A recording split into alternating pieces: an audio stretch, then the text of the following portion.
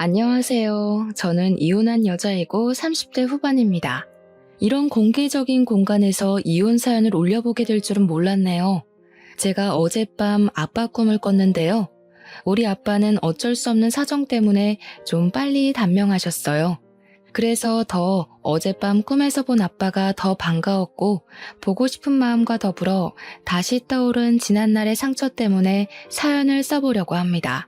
제 인생에서 가장 도려내고 싶은 한 부분을 용기 내서 들려드리고자 하니 많은 관심 부탁드려요.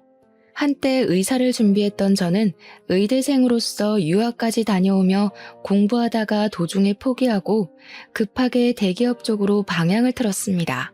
이유는 아빠의 건강 악화로 병원비를 벌기 위해서였어요. 제가 의학 공부를 마음 편히 하기에는 아빠 병원비를 엄마 혼자 부담하기엔 너무 버거웠으니까요. 한참 의대생일 때 대인관계가 좋은 편이었는데 그 인연 덕분인지 제가 의사의 꿈을 포기하는 걸 주변 동기나 선후배들이 많이 안타까워해줬습니다. 그러던 중 우연히 술자리에서 만난 사람이 바로 남편이었어요. 남편은 병원장 아들이었고 우리 학교 선배의 친구였더군요. 남편은 병원장 아들이었지만 병원 일을 하는 사람은 아니었어요. 저처럼 대기업에서 일하는 사람이었는데 그게 오히려 저와 대화의 물꼬를 트는 데에 한몫했던 것 같습니다. 아무튼 그 인연으로 저와 남편은 결혼까지 꼴이 나게 되었어요. 어떻게 보면 시집 잘 갔다고 생각할 수도 있을 거예요. 실제 제가 결혼할 때 사람들이 다 저보고 땡 잡았다고 했거든요. 사실 저도 초반에 그렇게 생각했고 우리 친정 부모님도 사위를 과분한 존재로 생각했었습니다. 일단 저와 친정 부모님의 마음을 뒤흔들었던 건 남편의 배경보다는 지극한 효심 때문이었어요. 남편은 어른에 대한 마음가짐이 참 기특한 사람이었습니다. 기본적으로 어른한테 예의가 바르면 됨됨이가 된 사람이라고 생각했거든요. 제가 그 사람의 인생 모든 걸 낱낱이 알아볼 수 없었기에 사람을 판단하는 데에 그것이 최선이라서 봤습니다. 결혼을 마음먹게 된 이유가 그게 제일이었어요. 남편의 효심은 우리 친정 부모한테까지 뻗쳤는데요. 아빠가 그때 간경화라서 몸이 급격히 안 좋았습니다. 남들은 아빠가 사위 데리고 술도 같이 한잔하면서 딸 부탁하고 술 친구도 하고 그러던데 아빠는 사위한테 그렇게 해줄 수 없어서 미안해했어요. 하지만 남편은 다른 방법으로 아빠와 말동무가 되어주었는데요. 남편이 시부한테 개인적으로 부탁해서 우리 아빠를 시부 병원으로 옮겼어요. 그리고는 시부가 병원장으로서 우리 아빠를 많이 신경 써줬고 남편은 퇴근하고 시간 내서라도 병원에 들러서 우리 아빠에게 얼굴을 비췄습니다. 시부 병원이 남편 집 가는 방향에 있어서 남편이 병원을 더 잘 들여다볼 수 있었죠. 처음엔 너무 관심을 과하게 줘서 괜히 남편한테 부담될까봐 그렇게까지 하지 않아도 된다고 그랬거든요. 그런데 남편이 그저 좋아해서 한다는 말 때문에 더는 말릴 수가 없었습니다. 저보다 더 많이 신경을 써주니 얼마나 든든하고 고마웠는지 모르죠. 당연히 결혼하기 전에는 이렇다 할 문제가 없었습니다. 시부모님 두 분 다 제가 의료계에서도 일했고 대기업에도 종사하고 있으니 자기네 집안과 찰떡궁합이라면서 좋아해줬어요. 그런데 대체 어찌 된 건지 결혼을 하고 나니까 도드라지게 제 심기를 건드는 사람이 있었는데요. 바로 시모였어요. 시부도 괜찮고 남편도 괜찮았는데 유독 시모만이 성질머리가 구시대적이었다는 겁니다. 이런 식으로 표현하는 게 맞을지 모르겠는데 제 기준에서 시모는 다소 조선시대 발상을 갖고 있었습니다.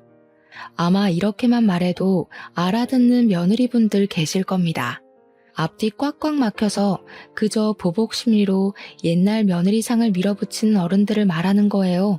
그게 저를 너무 괴롭게 만들었다는 거죠. 주로 어떤 식이었냐면요. 일단 저희 친정집 얘기부터 들어보시고 비교해보세요. 친정을 찾아가면 부모님은 우리 남편을 볼 때마다 늘 부둥부둥해주고 잘 챙겨줍니다. 아빠가 병원에 입원해 있으니 저희는 주로 병원을 찾거나 아니면 엄마 혼자 있는 친정집을 방문했거든요. 병원으로 가든 집으로 가든 친정 부모님은 저랑 남편이 괜히 마음의 부담을 느껴서 힘들까봐 한 번도 자고 가란 말 한 적 없었고 더 있다 가라며 붙잡은 적도 없었습니다. 섭섭할 만큼 또 언제 올 거냐고 물은 적이 없었죠. 친정 부모님도 분명 우리랑 더 오랜 시간을 보내고 싶을 거예요. 부모들 마음이 다 비슷하지 않겠습니까? 그런데도 저희 부모님은 꼭 2~3시간 얼굴 보는 걸로 족하다며 빨리 헤어지려고 했고 그걸로 모자라 가끔씩 우리에게 와준 걸로 고맙다며 용돈도 주고 식사도 대접해 주었어요. 저랑 남편은 친정 부모님한테 가면 그저 품 안의 새끼들이나 다름없었죠. 그래서 제가 더 시댁을 조선시대 발상에 갇힌 곳처럼 갑갑하게 느꼈는지도 몰라요. 시댁은 친정과 완전히 반대되는 분위기였습니다. 간섭이랑 잔소리는 기본이었고 희한하게 며느리에게만 계급을 나눴습니다. 가장 하찮게요.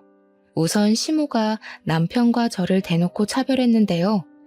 남자와 여자가 할 일이 나눠져 있다고 생각하는 사람이었어요. 당연하겠죠. 시모가 그런 시집살이를 당했을 테니까요. 그리고 명절 때면 시댁에 내려가는 것까진 당연하게 받아들일 수 있었어요. 하지만 시댁에 가서 무조건 1박 2일 자야 하는 건 좀 힘들었습니다. 우리 집이 시댁과 그리 먼 곳도 아니었거든요. 근데 시모는 원래 시댁에서 자는 게 도리라고 고집을 엄청 부리세요.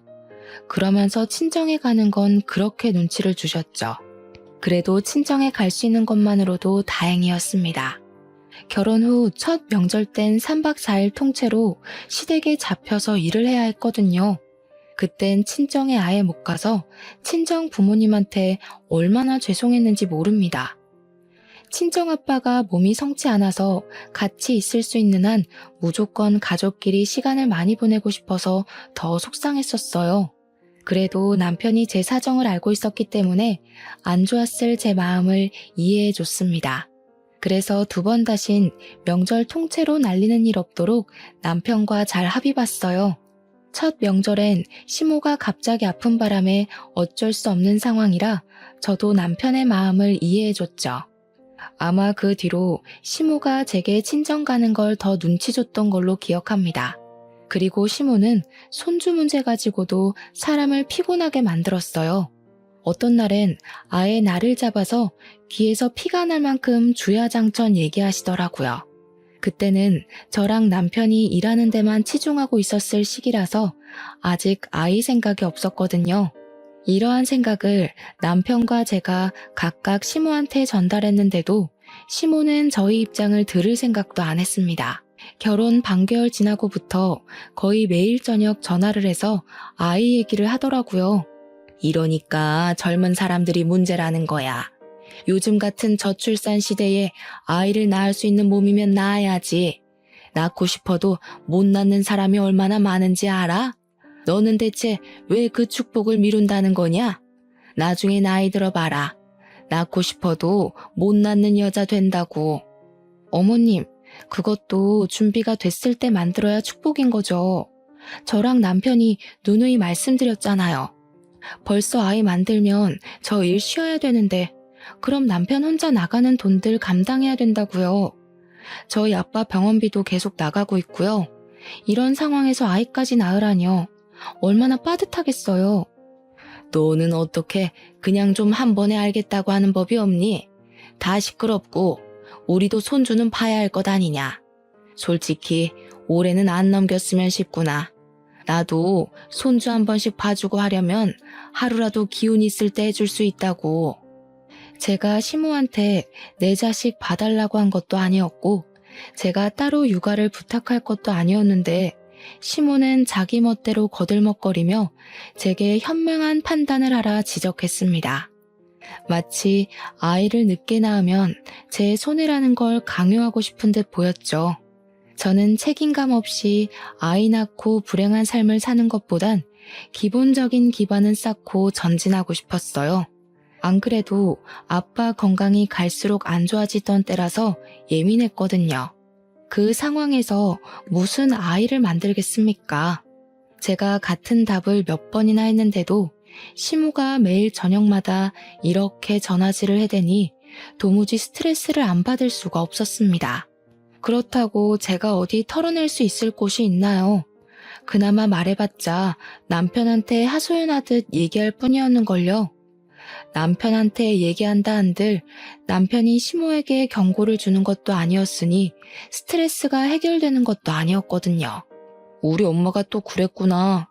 나한테는 그런 소리를 안 하니까 내가 엄마한테 먼저 얘기하기도 애매하네. 괜히 엄마한테 손주 얘기 좀 그만하라 했다가 당신한테 불똥이라도 튈까 싶어서 못하겠어. 당신 안 그래도 힘든데 우리 엄마가 성질까지 부리면 더 벅찰 거 아니야. 나도 뭐가 정답인지 모르겠다 이젠. 그냥 아빠 걱정만 하고 싶은데 자꾸 어머님이 중간에 정신을 회방 놓아서 요즘 내가 무슨 생각을 하면서 걸어다니는지도 모르겠다니까. 어머님 대체 나한테 왜 그러시지? 내가 마음에 안 드시나? 그럴 리가. 그랬으면 진작에 결혼 방해했지. 지금 당신 상황이 힘들어서 그런가 자꾸 안 좋은 생각만 하려는 것 같네. 일단 임신 부부는 내가 대신 고민해 볼 테니까 걱정하지 마. 그래도 남편까지 저를 들들 볶았다면 정말 정신을 못 차렸을 텐데 그나마 남편이 제 투정을 다 받아줘서 숨 쉴 작은 구멍 정도는 집구석에 남아 있었습니다. 저는 친정아빠의 건강이 더 안 좋아졌다는 소식을 듣고 난 후부터 자주 병원을 방문했어요. 특히 평일에는 퇴근하면 거의 무조건 병실에 들렸다가 귀가했습니다. 이건 남편도 결혼하기 전부터 결혼 후까지 함께 해주는 부분이었고 제가 이렇게 하는 것에 대해서 다 이해를 해주었습니다. 근데 어느 날엔 남편이 시모한테 연락이 왔는지 볼일 있다고 병실에 못 들린 적이 있었습니다. 저 혼자서 친정 부모님 만나 뵈러 또 아빠 병실을 찾았죠. 그런데 하필 그 타이밍에 시모가 우리 신혼집을 찾아왔나 봅니다. 남편이 시댁을 방문하는 건 줄 알았는데 시모가 저희 집으로 오는 거였더라고요. 남편은 제 생각해서 제가 친정아빠한테 가 있도록 일부러 말을 안 한 것 같았거든요. 그래서 저는 전화 받기 전까지만 해도 시모가 저희 집에 있는 줄 모르고 있었습니다. 나다. 너 지금 어디니? 시간이 한참 늦었는데 집에 안 들어와서 전화해본다. 우리 아들은 벌써 들어와서 씻고 있거든? 언제 들어올 거니? 아, 어머님, 지금 저희 집에 계세요? 연락도 없이 오셨네요. 남편한테 들은 얘기가 없어서 어머님 계신 줄 몰랐어요. 저 지금 아빠 병실에 와 있어요. 아무래도 당장 집에 못 갈 것 같아요.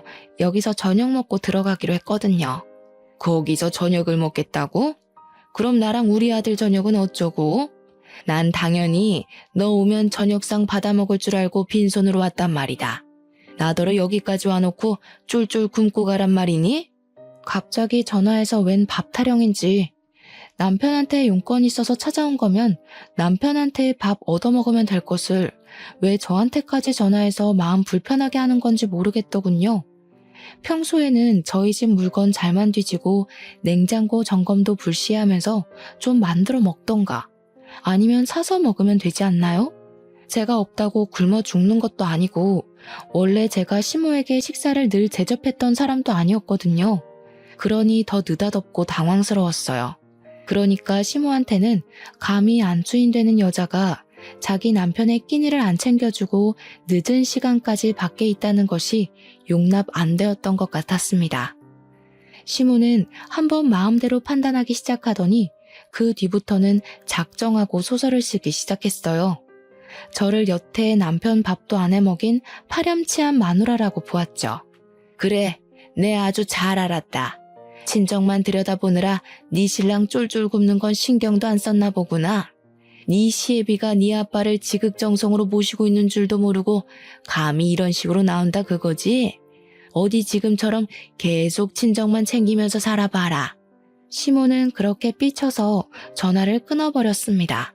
제 기분이 안 좋으니까 친정엄마가 그걸 용케 알아보고는 집에 무슨 일 있는 것 같은데 얼른 가보라고 하더라고요. 엄마랑 같이 저녁 먹기로 한 상황이었는데 시모 때문에 기분을 망치는 바람에 엄마 마음까지 불편하게 만들어버린 상황이 되어버렸어요. 고작 자기랑 남편 밥 안 차려줬다는 것 때문에 말이죠. 저는 그것이 좀 짜증이 나서 그냥 시모를 잠깐 무시하기로 했습니다. 시모도 예의 없이 제 기분대로 행동하는데 저도 순간적으로 그러고 싶었어요. 물론 시모 말대로 시모 덕분에 친정아빠가 병원장의 직접적인 관리를 받긴 했어요.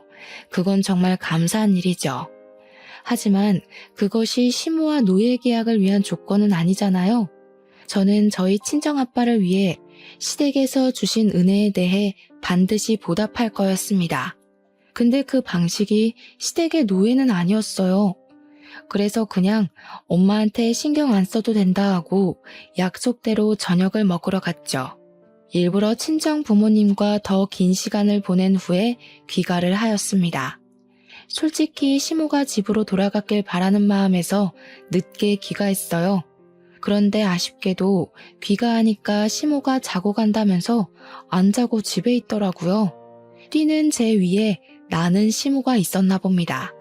아무튼 시모가 어둑한 거실을 누비면서 제가 오기만을 두 눈 뜨고 기다리고 있었던 것 같았어요. 제가 시모한테 피곤한 낯짝으로 인사를 하니까 숨 돌릴 틈도 안 주고 공격을 하대요. 막 집에 들어온 저보고 친정 부모는 잘 만나고 왔냐고 하는 겁니다. 말투가 어딘가 모르게 안 입고 온 분위기를 풍겼어요. 그 느낌을 보니까 또 무슨 말로 사람 심기 건드릴까 싶더라고요. 나름대로 각오를 하고 시모 잔소리를 잠자코 들었는데요. 어쩜 갈수록 신박하게 사람 속을 뒤집어 놓는지 몰라요. 저리 부모 마음을 몰라서야. 여자는 출가 외인이란 말 알지? 너네 부모 쪽에서도 딸이 결혼해서 잘 사는 걸 원하지 자꾸 찾아오는 거 안 좋아해. 네가 영 눈치 없는 것 같아서 말해주는 거다. 듣자마자 이건 또 무슨 해괴한 세뇌인가 싶더라니까요. 세상에 어느 부모가 자식이 품에서 떠났다고 영영 안 보길 원하겠습니까? 시모는 제가 자기보다 젊다고 뭣도 모르는 여자인 줄 아나 봐요. 그런 소리 하면 제가 식겁해서 출가 외인 신세를 받아들이기라도 할 것 같나 보죠? 왠지 시모의 신보가 짐작이 되어 더 기가 막혔는데요. 시모의 방정맞은 입은 정도를 모르고 결국 선을 넘어버렸어요. 그러니 앞으론 친정 가지 마라. 너네 친정만 챙기지 말고 남편을 챙기라고. 넌 결혼한 순간부터 남편 사람이라는 거 모르니? 세상 천지 어느 며느리가 너처럼 매일 친정에 들러붙어 있나 둘러봐라. 나 같은 시어머니는 양반인 거야. 안 그럼 너 진작에 맨발로 쫓겨났어. 시모는 감히 저더러 앞으로 친정을 가지 말라 선언했고 가더라도 무조건 자신의 허락을 받은 뒤 다녀오라고 하였습니다. 그리곤 제가 무슨 남편 소유물이라도 되는 것처럼 제가 시댁에서 행사할 수 있는 권리는 아무것도 없다는 식으로 말을 해댔죠. 뻔뻔해도 이렇게 뻔뻔한 사람이 다 있나 싶었어요. 안 그래도 아빠가 그 전날 새벽 고비를 넘겼다고 해서 그날 얼굴 보고 엄마 마음 달래주고자 저녁 먹고 온 거였거든요. 그런데 집에 들어오자마자 저딴 소리를 듣자니 심지어 평소 제가 싫어했던 사람이 짓거리고 있으니 짜증나서 저 끝내 한마디를 안 할 수가 없었어요. 그렇게 잘 아시는 분이 왜 본인 처지는 모르세요? 요즘은 남자도 출가 외인인 거 몰라요? 어머님이 이렇게 멋대로 출가 외인 집 찾아오는 거 간섭이고 오지랖이거든요. 뭐야? 간섭? 감히 시애미가 훈수 두는 걸 간섭이라고 해? 너 가정교육 좀 다시 받아야겠다. 원래 며느리는 시집 오면 시애미한테 다 새로 배우는 거야. 교육은 어머님이 더 배우셔야겠어요. 제발 뉴스라도 보세요. 명절에 인사도 안 가려는 자식들 얼마나 많은지 모르겠어요? 제사까지 싹 다 없애자고 남편 종용하기 전에 적당히 하세요. 남편도 어머님 품 떠나서 제 사람 된 자식이니까 집착 좀 그만하시고 계속 찝쩍거리실 거면 제가 뭘 하든 신경 끄시던가요. 제발 좀 하나만 하시라고요. 제가 결혼하고 나서 목청을 크게 높여본 적은 그날이 처음이었을 겁니다. 저는 저 때문에 혈압 올라 보이는 시무를 내버려두고 방에 들어가 버렸어요. 방에 있던 남편이 거실에서 큰 소리가 난 후 제가 들어가니까 무슨 일이냐고 묻는 겁니다. 한번 폭발한 감정은 더 이상 숨겨지지 않았어요. 저는 소리내어 울면서 남편한테 하소연하였습니다. 어머님 정말 너무하신 거 아니야? 날 낳아준 부모님한테 평생 가지 말라는 게 할 소리냐고. 내가 왜 우리 부모님이랑 생이별을 해야 되는데? 그렇게 살아야 할 바엔 그냥 이혼하고 말 거야. 제 말에 당황한 남편 또한 21세기에 친부모와 생이별 시키는 건 좀 아니라고 생각했는지 한참 저를 달래다가 밖으로 나갔어요. 시모랑 대화를 하는 듯 했습니다. 시모가 본인 성질을 감당 못하는 건지 중간중간 큰 목소리가 나기도 했어요. 그래도 남편이 저와 못 만나게 하는 덕에 시모가 안방으로 쳐들어오는 일은 없었습니다. 시모는 그날 우리 집에서 자지 못하고 결국 남편이 댁으로 바래다 줬어요. 새벽에 괜히 남편만 고생을 했죠. 그 뒤로 시모가 저희 집에 왕래 없었던 건 아닙니다. 다만 약간의 변화는 있었어요. 시모가 저희 집을 찾아오더라도 저를 건들지 않더라고요. 제가 뭘 하든 잔소리하는 사람이었고 그 시선을 제 뒤통수에 붙이고 있던 사람이었는데 이젠 자유롭게 내버려 두셨죠. 그렇다고 저랑 사이가 완만했던 건 또 아니었어요. 좋게 말해서 자유롭게 내버려 뒀다고 한 거지 사실 저를 투명인간 취급한 거나 다름없었습니다. 시모는 제가 인사를 해도 무시했고 식사를 준비해도 겸상을 안 했습니다.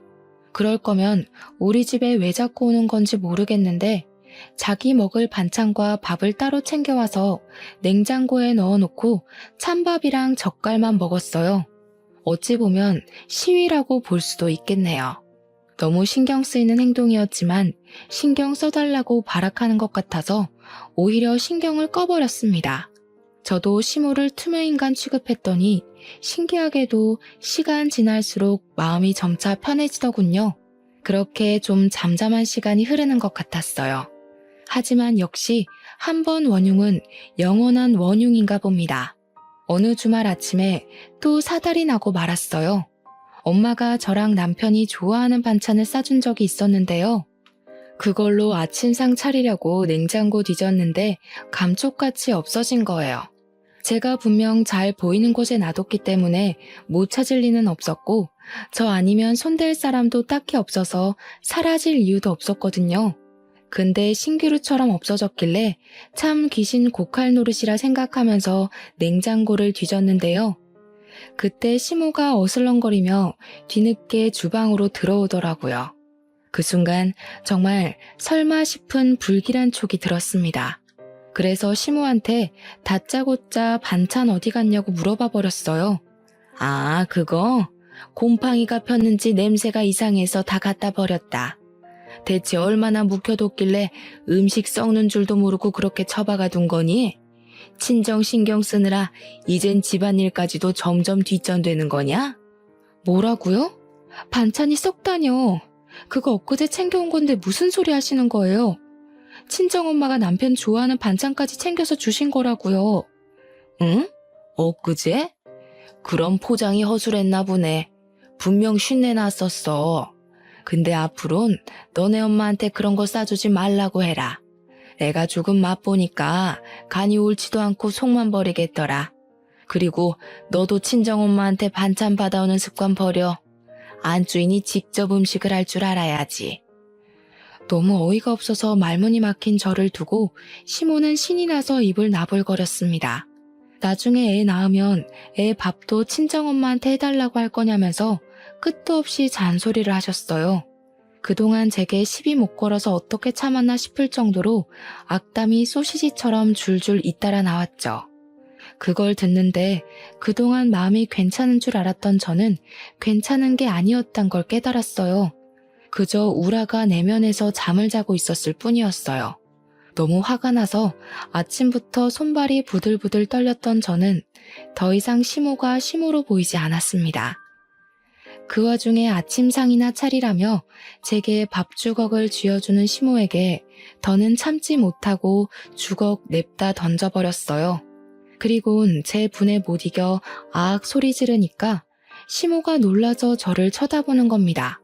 저더러 정신 나갔냐고 하대요. 저는 그런 시모에게 다가가 침을 튀기면서 얘기를 했어요. 어머님이 살아계시는 동안엔 손주 코빼기도 안 보여줄 테니까 꿈도 꾸지 마세요.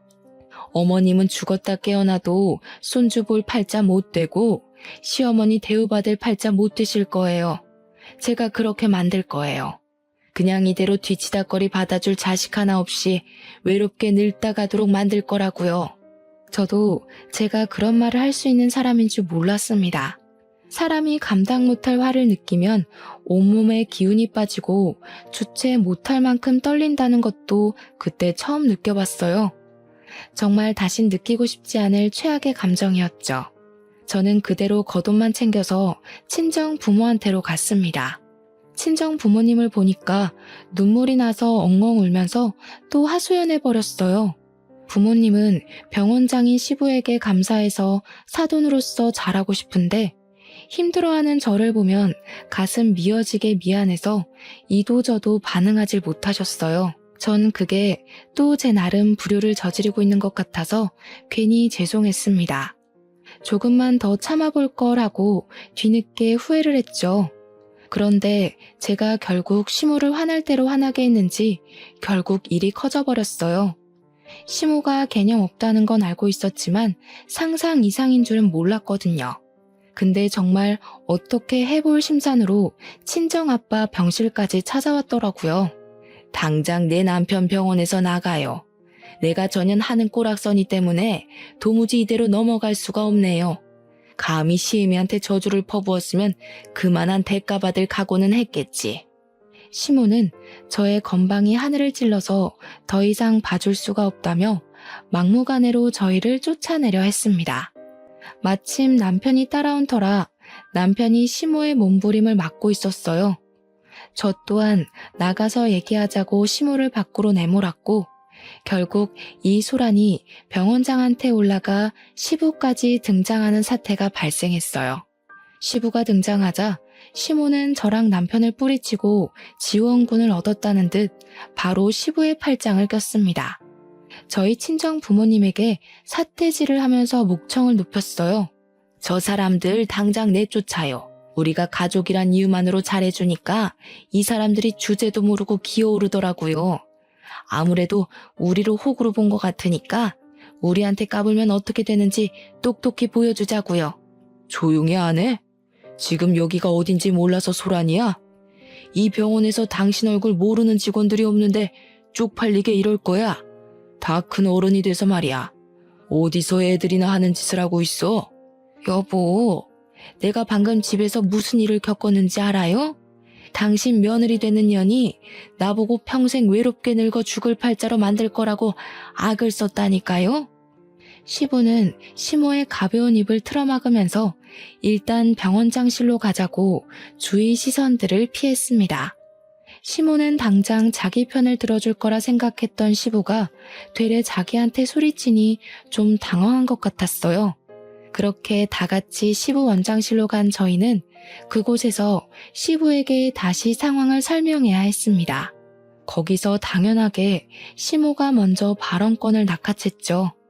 시부한테 또 한 번 우리 아빠를 당장 쫓아내라고 소리쳤습니다. 시부는 정신없는 시모 얘기보다 제 이야기를 듣고 싶어 했어요. 저는 시모가 친정엄마 반찬을 허락 없이 버린 것부터 제가 겪은 일들을 전부 얘기했죠. 상황을 모두 들은 시부는 더욱더 시모를 다그쳤습니다. 다짜고짜 우리 아빠를 내치라는 시모의 발언에 그게 지금 말이 되냐고 철없는 소리 하지 말라는 식으로 시모에게 으름장을 놓으셨어요. 시모는 자기 입맛대로 상황이 안 돌아가자 또 자기 성질을 견딜 수 없었나 봐요. 도무지 저의 버르장머리를 견딜 수가 없다면서 갑자기 저한테 달려와 머리채를 잡아뜯기 시작했습니다. 내가 병원장 사모고 내 아들이 병원 건물 물려받을 사람이야. 감히 니까짓 게 우리 집안이랑 어울린다고 생각해? 너한테는 내 재산 한 푼도 못 줘. 누가 재산을 달라 했나요? 대체 왜 자꾸 자기 망상에 빠져서 저를 괴롭히는지 모르겠더군요. 남편이랑 시부도 시모가 이렇게까지 누굴 미워하는 건 처음 봤는지 말리면서도 많이 당황스러워했습니다. 저는 결국 그 자리에서 엉망진창인 꼴로 오열을 하였어요. 제 처지가 서럽더라고요. 제가 뭘 바라고 가지려다 무너져서 이 꼴이 됐다면 어느 정도 제 처지를 받아들였을 거예요. 그런데 저 아무리 생각해도 대체 제가 뭘 잘못했는지 모르겠거든요. 억울해서 눈물이 너무 나더라고요. 이런 감정으론 도무지 친정 부모님한테 갈 수가 없어서 끝내 인사도 못하고 남편과 함께 집으로 돌아왔습니다. 시모는 시부한테 잡혀서 우리를 따라오지 못했어요. 집에 온 저희의 기분은 그야말로 먹구름 그 자체였습니다. 남편도 그동안 저랑 시모 사이에서 많이 힘들어했더라고요. 그건 미안했어요. 근데 그 때문에 남편이 제게 하는 말은 좀 서운했습니다. 도대체 왜 나한테 그러냐? 둘 다 왜 그래? 그냥 좀 서로 양보하고 지낼 순 없는 거야? 사람 대 사람이잖아. 뭐가 문제라서 그게 안 되는 건데? 엄마는 나이가 많아서 그렇다 쳐. 당신은 엄마보다 젊고 훨씬 깨어있는 사람이면서 왜 이렇게 답답한 짓만 해? 뭐? 그게 지금 할 소리야? 막말로 당신이 중간에서 잘했으면 어머님이 당신 무서워서라도 저런 식으로 못했겠지. 나만 이 관계에 대해 문제가 있는 거라고 생각해? 당신 엄마잖아. 당신 엄마가 이유 없이 나한테 시비 걸고 있는 거 보면 좀 나서서 방패해 줄 수 있는 거 아니야? 나라고. 뭐 장인어른 장모님이 무조건 마음에 들어서 그렇게 웃는 낯으로 만나는 줄 알아? 나도 가끔은 회사에서 스트레스 받고 오면 다 짜증나고 귀찮을 때 있어. 근데도 티 안 낸다고. 야, 비교할 걸 비교해. 당신은 회사에서 스트레스 받지? 나는 회사에서 받은 것만큼 당신 엄마한테서 더 받아. 당신도 당신 엄마가 얼마나 말도 안 되는 사람인지 눈으로 보고 듣고 했잖아. 근데도 내가 이해 안 된다는 거야? 나도 이제 모르겠다. 그냥 될 대로 살래. 당신이랑 엄마가 싸우든 말든 신경 안 쓸 거니까 나한테 얘기하지 마. 언제는 신경 쓴 것처럼 얘기한 것도 좀 웃기더군요. 아무튼 남편이 저와 시모와의 갈등을 그저 관찰자 시점에서 지켜보고 있었던 이유는 매번 더 큰 피해를 줄이기 위해서라고 했었는데요. 저는 그걸 괜히 불똥 튈까봐 핑계댄 거 아니냐고 마지막까지 지적하며 자각시켜 주었습니다. 남편은 제 말에 대답도 안 하고 거의 포기하고 싶어하는 모습이었어요. 자기는 그놈의 중립 지키느라 아무것도 안 하고 보기만 했으면서 뭐가 그렇게 지친다고 울상을 짓는 건지 모르겠더군요. 시모가 한참 제게 난리칠 땐 이혼 위기가 왔어도 친정아빠 생각해서 버틸 만큼 버텨보고자 했는데 남편이 대놓고 포기하고 싶다는 반응을 보이니까 그땐 정말 이혼을 해야겠다는 마음이 들더라고요. 남편이 아무리 저희 부모님께 잘했어도 결국엔 팔은 안으로 굽는 법인데 제가 그걸 망각했던 것 같아요. 부부가 되는 순간 남편이 제 사람인 줄 알았고 제 가족인 줄 착각했던 거죠. 그래서 혼자 의지했고 기대했는데 역시 핏줄로 연결된 가족은 이길 수 없는가 봅니다. 그날이 남편한테 가장 크게 실망한 날이었어요. 저는 그 뒤로 남편에게 더는 바라지 않았고 남편과 싸우려 들지도 않았던 걸로 기억합니다. 그러나 당장 이혼을 마음먹지 못하고 있었어요. 정말 하늘이 원망스럽게도 저희 아빠 건강은 계속해서 안 좋아지셨거든요. 이혼이 결코 가벼운 사항은 아니잖아요. 컨디션 조절이 중요한 아빠에게 딸의 이혼이란 상처를 안겨주고 싶진 않았습니다. 그런데요, 그게 아빠를 위한 길인 줄 알고 욕심냈던 제 마음이 오히려 아빠를 위험에 빠뜨리게 되는 상황이 닥쳤는데요. 어쩌면 아빠가 일찍 돌아가신 건 저 때문이라고 봐야 할지도 모르겠네요. 이건 제가 정말 이혼을 결심한 이유와도 같습니다. 결정적인 이유엔 당연히 시모란 존재가 있었고요. 그날의 시모는 아직도 제게 괴물처럼 소름 끼치게 남아있어요. 우선 제 입에서 이혼 소리가 나온 건 바로 친정아빠가 돌아가셨을 때였습니다. 앞서 시모가 저희 아빠 병실에 찾아와 난동을 부렸다 말씀드렸잖아요. 시모가 그 난리를 친 후 친정아빠는 이틀 뒤 급격하게 컨디션 저조가 찾아왔어요. 그때만 해도 고비를 지난 지 얼마 안 되었을 때였는데 또 고비를 맞게 된 셈이었죠. 숨이 겨우 붙었는데 다시 호흡장애가 찾아왔다고 이해하시면 편하시겠네요. 고비를 한 차례 넘겼을 때보다 몸이 더 안 좋았던 아빠는 끝내 뒤이어 찾아온 고비까진 이겨내지 못했던 거예요. 의사들이랑 시부까지 나서서 애썼지만 결국 가족들이랑 인사도 할 시간 없이 그렇게 갑자기 떠나셨습니다. 상황이 너무 안 좋을 때 떠나서 더 마음이 아팠던 아빠의 죽음, 그리고 아빠의 사망 선고가 내려진 순간 혼절해버린 엄마까지. 그 소식을 한꺼번에 접했을 때 저는 세상에서 제가 제일 불행하고 슬픈 처지인 줄 알았을 만큼 괴로웠어요. 그래도 남편이 장인어른에 대한 정은 있었기에 함께 눈물은 흘렸습니다. 남편 또한 아빠가 눈을 감기 전 식구들의 난잡하고 안 좋은 모습을 보고 떠난 것 같아서 마음이 많이 무겁다 했어요. 당신이 나한테 많이 실망했다는 거 알아. 그래도 장인어른 가시는 길만큼은 서로 얼굴 붉히지 말자. 나 3일장 내내 당신이랑 장모님 잘 챙기고 싶어. 장인어른한테 부끄러운 모습 만회하고 싶다. 남편은 진심으로 저를 위로해줬습니다. 그 때문에 저는 우리가 서로를 미워해서 싸웠던 게 아니란 걸 그때 좀 객관적으로 깨달았었네요. 아빠가 돌아가신 그 순간만큼은 이혼을 하고자 하는 제 마음도 지쳤던 남편의 마음도 잠깐 휴정에 들어갔습니다.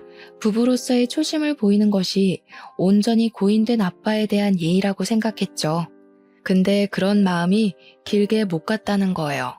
결국엔 그마저도 근원은 시모였습니다. 엄마가 혼절하는 바람에 장례식장은 저랑 남편이 준비를 했어요. 시부 병원과 연계된 곳이라서 시부 덕분에 비용적으로 도움을 많이 받았습니다. 친정엄마는 시부가 간호사들한테 부탁해 신경 쓸 테니 저더러 장례식에만 집중하라 하더군요. 감사했죠. 그런데 몇 시간 지나지 않았을 때였어요. 시부한테 전화가 오더라고요. 정말 미안한데 아무래도 네가 좀 와봐야겠다. 안사돈 진정시켜줄 사람이 너밖에 없을 것 같아서. 엄마가 깨어났다는 사실에 저는 더 묻지 않고 전화를 끊었습니다. 남편에게 장례식을 부탁한 뒤에 병원으로 달려갔어요. 엄마가 시부랑 간호사들 사이에서 바닥을 구르면서 울부짖고 있더라고요. 가까이 가서 보니까 엄마는 시부를 붙잡고 원망을 하고 있었습니다. 그 살인자 당장 데려오라고. 나 가만 안 둘 거야. 내가 똑같이 단명시켜버릴 거라고. 엄마는 거의 정신을 놓은 사람과도 같았습니다. 자꾸 알아들을 수 없는 얘기를 하는데 제가 알고 있는 평소 엄마의 모습과는 너무 다른 사람 같아서 무섭기도 했어요. 저는 시부에게 되레 물었습니다. 우리 엄마 도대체 왜 이러는 거냐고 말이죠. 근데 시부 반응이 의미심장했어요. 뭔가 엄마가 이렇게 정신이 나가 있는 이유에 대해서 알고 있는 듯한 표정이었습니다. 저는 그제야 시부를 더 재촉했어요. 그랬더니 시부가 간호사들을 다 물려놓고 제게 얘기를 했어요. 또 그날이 문제였답니다. 시모가 우리 아빠 병실 쳐들어왔던 그날이요. 그날 저랑 남편이 먼저 귀가하고 나서 저는 시부가 시모를 집에 보낸 줄 알았거든요. 그런데 시모가 우리들 몰래 한 번 아빠 병실로 들이닥쳤다네요. 그럴 줄 몰랐고 갑작스러웠던 상황이라서 시모를 막아주는 사람은 아무도 없었답니다. 시모가 분에 못 이겨 멧돼지처럼 돌진했는데 속도 조절을 못하고 그만 아빠 위로 엎어진 거예요.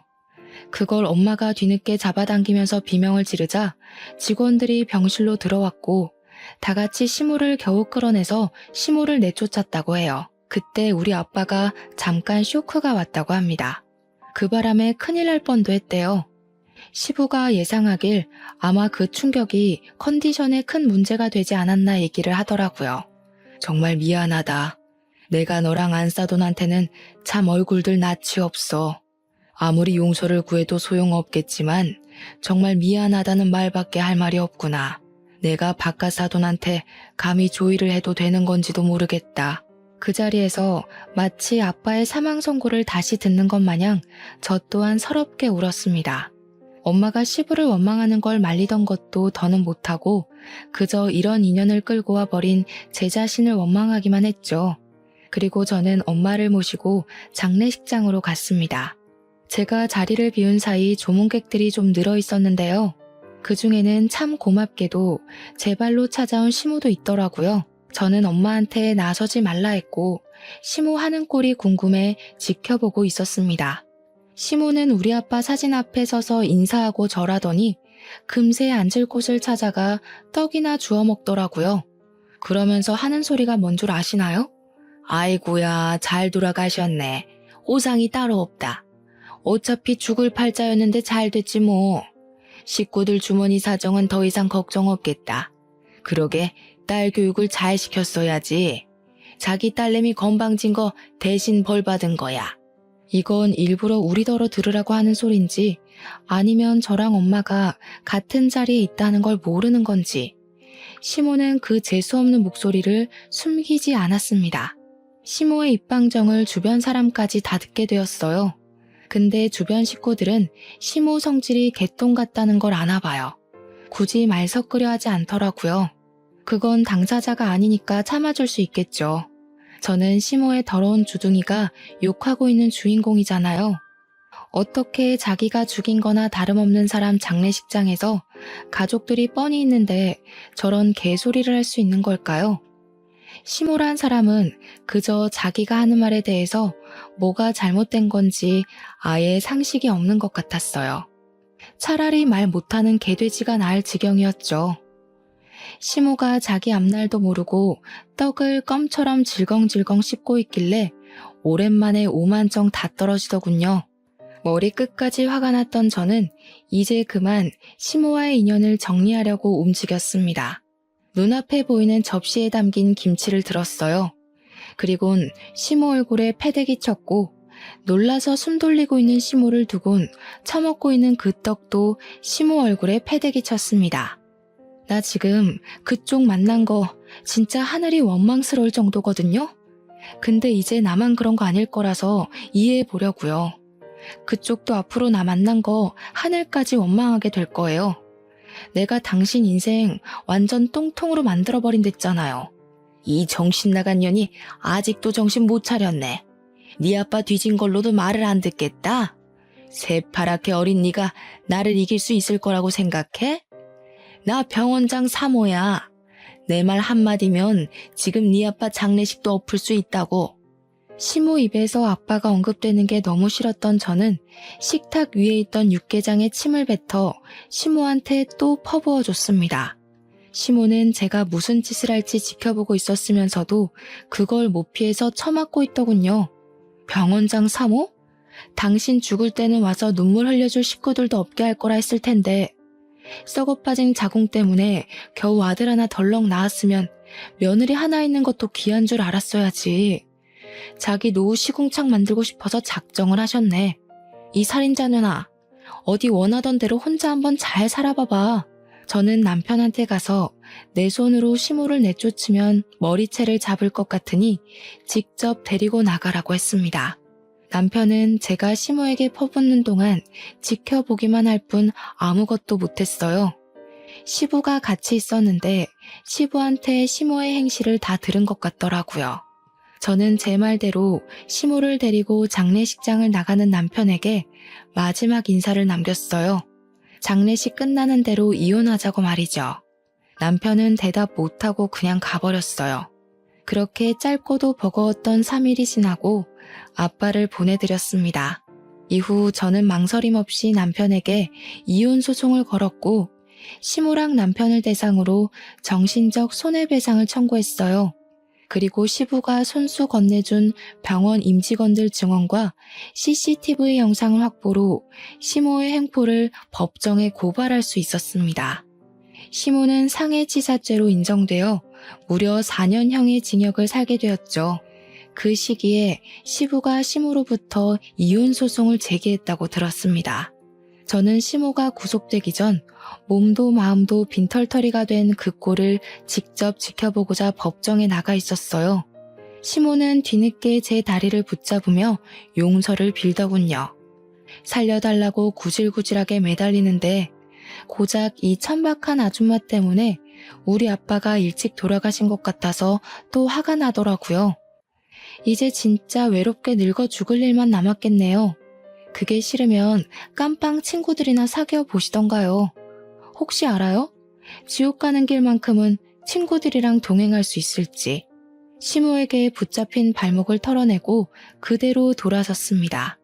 역시 시모는 기대를 저버리지 않고 저한테 쌍욕을 퍼부어 주더군요. 참, 그리고 전 남편은 이혼 소송이 마무리되기 전 제게 진심으로 사과하고 싶다고 자리를 마련했었어요. 전 남편이 어른한테 예의가 발라서 좋아했었는데 그 마음이 아내와 엄마 사이에서 중간 역할을 못하는 걸로 연결될 줄은 또 몰랐네요. 어떻게 보면 전 남편과는 참 휴전 같은 만남이었을지도 모르겠어요. 언제 터질지 모를 전쟁 때문에 서로 긴장을 하고 살아야 하는 관계는 결국 이런 결론으로 도달하기 마련인 것 같습니다. 전 남편은 제게 미안하다고도 했고 여전히 좋아한다고도 했어요. 그런데 저를 붙잡지는 않았습니다. 이유는 자기 엄마 때문이었어요. 시부는 피 안 섞인 시모를 버릴 수 있지만 자기는 차마 그게 어려울 것 같다네요. 전 남편은 그런 선택을 할 만도 한 것이 시모가 전 남편에겐 잘했을 거잖아요. 아무튼 그게 저랑 전 남편과의 마지막 인사가 되었어요. 그 뒤로는 제가 결혼을 했었나 믿기지 않을 만큼 흔적도 없이 솔로 생활을 만끽 중입니다. 아빠를 여의고 혼자가 된 엄마랑 당분간 여유를 갖고 좀 쉴까 해요. 저도 엄마도 속을 많이 다쳐서 힐링이 필요하거든요. 행운이 오길 욕심내진 않아요. 다만 앞으로 남은 우리 가족에게 더 이상의 불행은 없길 바라네요. 그럼 이만 글을 마칠게요. 들어주셔서 감사합니다.